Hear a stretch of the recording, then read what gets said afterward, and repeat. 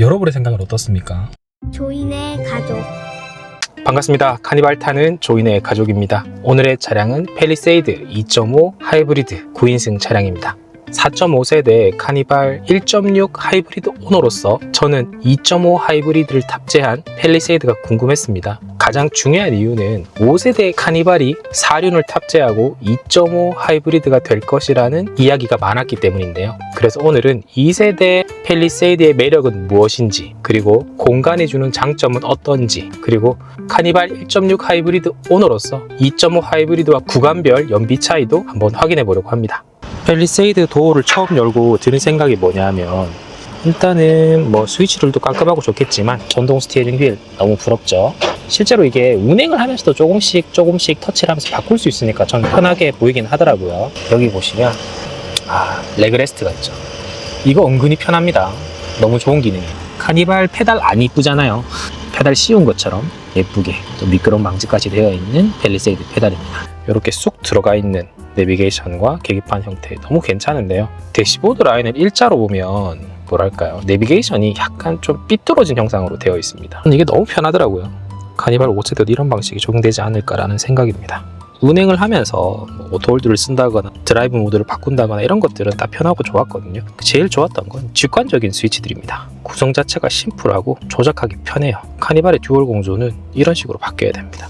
터치 반응도 빠르고, 그 다음에 필름을 붙인 건지 처음부터 이렇게 나온 건지 모르겠는데 지문이 묻지 않네요. 그리고 소재 자체가 약간 메탈릭 느낌이라서 먼지가 흡착된 느낌 자체를 주지 않습니다. 주차 보조 기능들 같은 경우에 버튼들이 약간 멀게 되어 있긴 한데 운행하면서 자주 쓰는 기능은 아니니까 여기 있는 거 괜찮다고 생각이 들고요. 하단 쪽에 이렇게 또 공간도 있고요. 팰리세이드도 똑같지만 열리는 건 다 가능하죠. 근데 닫을 때는 안 됩니다. 손으로 닫아야 돼요. 팰리세이드 정도면 파노라마 넣어도 안 되나? 라는 생각이 들기도 합니다. 이 차량의 실내 색상은 블랙 모노톤인데요. 스티어링 휠 자체가 투톤 타입으로 만들어진 아이라서 오히려 색상이 좀 들어간 게 좀 더 예뻐 보이지 않을까라는 생각이 들기도 합니다. 시트죠. 시트가 이렇게 뒤집어진 형태로 되어 있는 건데 무선 충전 패드를 활용하기에 위치는 굉장히 괜찮아요. 근데 여기 수납방 넓지 않습니다. 부족해요. 어쩔 수 없죠. 사람이 앉아야 되는 시트 뒤에 공간을 만들었으니까 요거를 당겨서 중간에 시트를 세워 보았는데요. 성인이 앉을 수 있다고는 해도 자리가 많이 부족할 거예요. 이쪽 하단에 발을 올릴 수 있어서 발도 지금 올려봤거든요. 중요한 게 엉덩이는 들어가는데 운전석에 피해를 줄 수 있을 정도입니다. 불필요한 좌석은 차라리 없는 게 낫죠. 자, 출발하겠습니다. 드라이브 모드는 에코로 세팅되어 있습니다. 사실 이 차량은 제가 얼마 전에 시승을 한번 했었어요. 근데 시승을 하면서 약간 석연찮은 부분이 없지 않아서 다시 시승을 하는 겁니다. 그리고 저는 4년에서 5년 전쯤에 팰리세이드 2.2 디젤 7인승 모델을 오랫동안 운용을 해본 적이 있습니다. 그래서 지금의 2세대 팰리세이드는 정말 많이 달라졌죠. 팰리세이드가 기안급 SUV잖아요. 실내에서 보여지는 모든 것들은 만족도가 높아질 수밖에 없게끔 만들어 뒀습니다. 이 차량은 팰리세이드 캘리그래피 등급의 차량이고 9인승이라서 좌석 배열이 333이에요. 저는 지금 카니발 7인승을 타고 있기 때문에 오히려 팰리세이드 7인승을 한 번 더 보고 싶긴 했었습니다. 근데 아쉽게도 지금 외기 온도는 22도고 에코 모드로 주행을 하고 있고요. 30분 전에 이미 제 차로 동일 구간을 다녀오고 연비를 측정해 봤습니다. 그래서 연비 비교도 한번 해보려고 해요. 근데 사실 연비라는 게 적어도 1년 이상 주행을 해보고 10,000km 이상을 주행을 해봐야 누적 연비도 제대로 알 수 있고, 그 다음에 풀투풀을 몇 번이나 반복했을 때 진짜 정직한 연비가 나온다고 생각을 하거든요. 제 생각은 그렇습니다.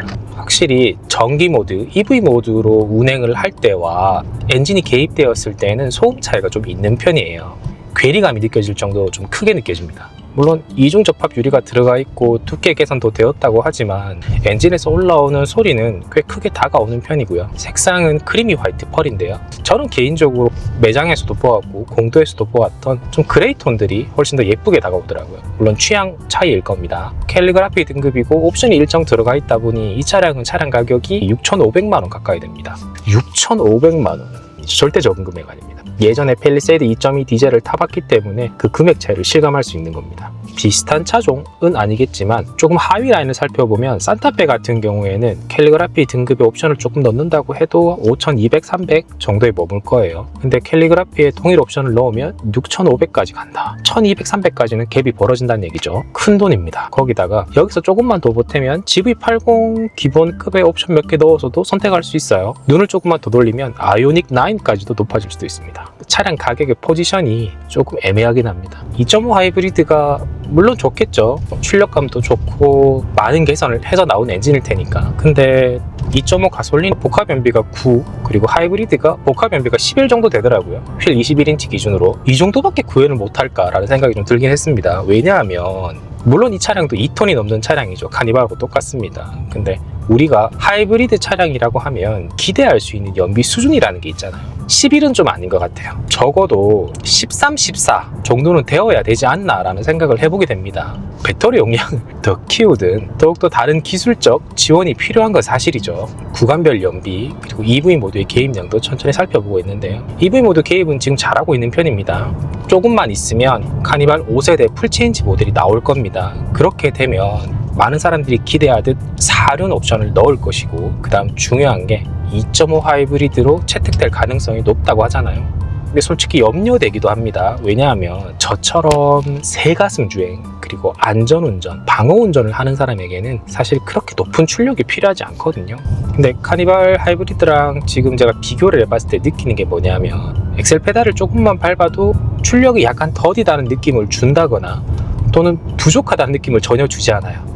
그리고 이 차량의 옵션 중에 프리뷰 전자제어 서스펜션이 들어가 있어요. 미리 보고 판단해서 알아서 서스펜션 반응을 해주겠다는 뜻이겠죠. 그다음에 하이브리드는 또 뭐 댐핑 옵션들이 조금 더 좋아져서 승차감도 개선되었다고 하는데, 동일 구간에서 제가 지금 노면이 약간 거친 곳을 주행을 해보고 있지만 부드러운 편입니다. 사실 이제는 모든 차량들이 서스펜션이나 제동, 조향 뭐 이런 부분들은 상향 평준화 되어 있기 때문에 뭐 미세한 차이를 느낄 정도로 정말 대단한 유튜버들 아니면은 일반인들은 거의 체감을 못할 수도 있습니다. 제가 지금 방금까지 카니발을 타고 왔지만 카니발보다는 잔진동을 흡수하는 능력이 뛰어납니다. 부드러워요.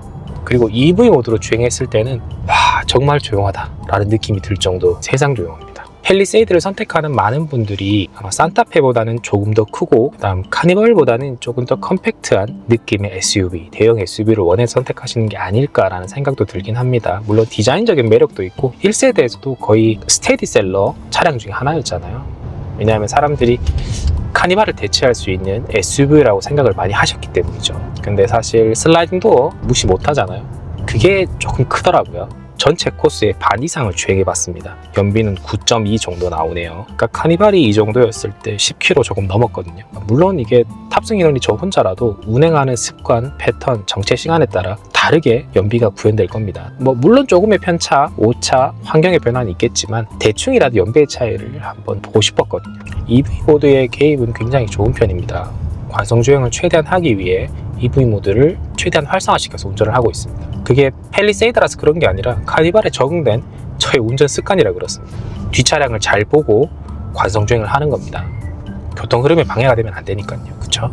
아까 제 카니발이 여기까지 왔을 때 연비가 15 정도였거든요. 지금 팰리세이드는 10입니다. 10. 조금 부족하긴 하네요. 동일 구간에서 연비 측정을 해보고 있는 겁니다. 운행을 하면서 느끼지만 뭐 출력감도 좋고, 제가 이전에 시승을 하면서 좀 밟아보기도 했었거든요. 다 좋아요. 근데 엔진이 개입할 때 소리는 좀 큰 편이었고, 카니발을 운행하면서 이 차를 타보면 공차 중량이 2톤 이상인 거는 동일한 것 같고 차 폭감도 거의 비슷해서 운행을 할 때 그리 불편함을 느끼지는 않습니다. 카니발 오너로서. 제가 시트 포지션을 좀 높였음에도 보닛 끝라인은 조금 보이는 편입니다. 더 높게 느껴지긴 합니다, 차가.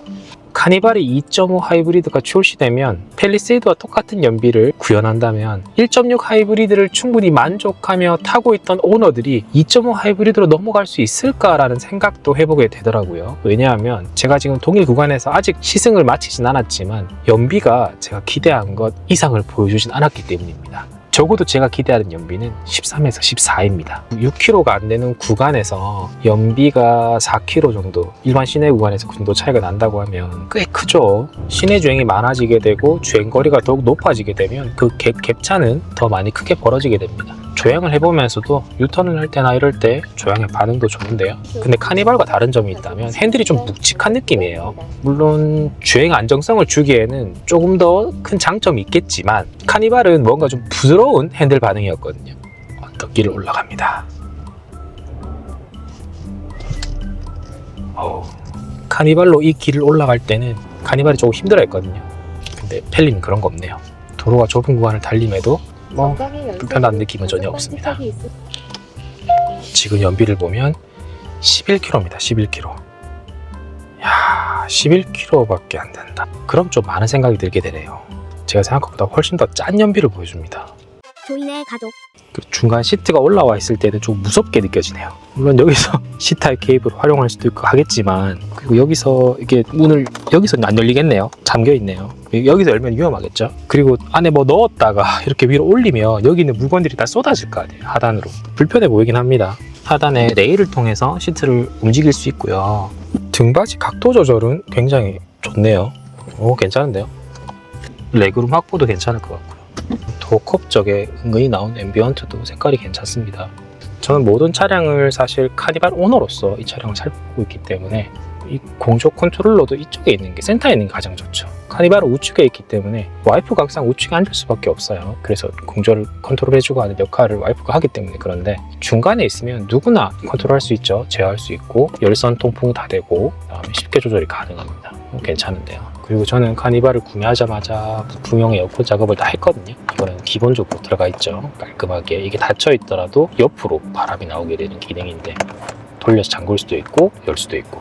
아, 이것도 참 좋아요. 이게 아이가 있는 집이라면 이런 무풍형 타입이 더 선호될 수밖에 없죠. 자꾸 저는 카니발에 없는 것만 자꾸 보게 되네요. 이렇게 등도 들어가 있는 게 독도등 형태로 되어 있는 걸 수도 있겠지만, 이런 타입의 등도 매력적이네요. 한쪽에 레그룸을 조금 좁게 하고 한쪽에 레그룸은 조금 넓게 한 상태에서 3열로 한번 들어가 보겠습니다. 여기 어깨 쪽에 버튼을 누르셔도 되고 하단 쪽에 버튼을 누르셔도 되죠.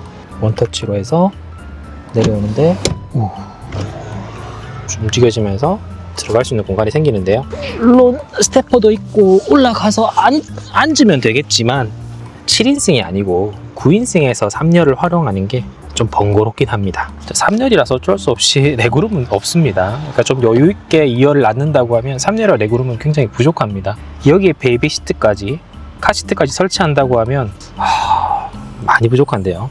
물론 3열에 슬라이딩 기능이 있어서 시트를 뒤로 조금 더 눕힐 수 있다는 점 굉장히 좋은데요. 근데 시트가 조금 더 뒤로 갔으면 좋겠는데 그건 조금 아쉬움이 있습니다. 그러나 카니발 오너로서 부러운 점이 있죠. 일단 창 크기가 엄청 큽니다. 한 1.5배 큰 것 같아요. 근데 캘리그라피 등급임에도 선쉐이드가 없네요. 그게 조금 그렇고, 근데 열선 시트가 있죠. 열선 시트 이거 큽니다. 된다는 게. 그렇죠? 이렇게 일정의 수납 공간이 또 확인되고 있죠. 소화기도 이렇게 좀 쉽게 뺄 수 있는 구조여야 됩니다. 이런 것도 좀 카니발이 배워야 됩니다. 원터치 스위치는 따로 없네요. 그냥 다 각계로 하고요. 버튼을 계속 누르고 있어야 됩니다. 플랫은 각은 굉장히 좋은 편입니다. 높이가 높진 않아요. 그래서 이걸 여기에서 차크닉을 하겠다, 이거는 솔직히 성인 입장에서는 조금 불편하게 느낄 수 있는 공간이긴 합니다. 2열도 제가 지금 접어보고 있는데요. 제가 봤던 차들 중에는 플랫은 가장 잘 되네요. 9인승이.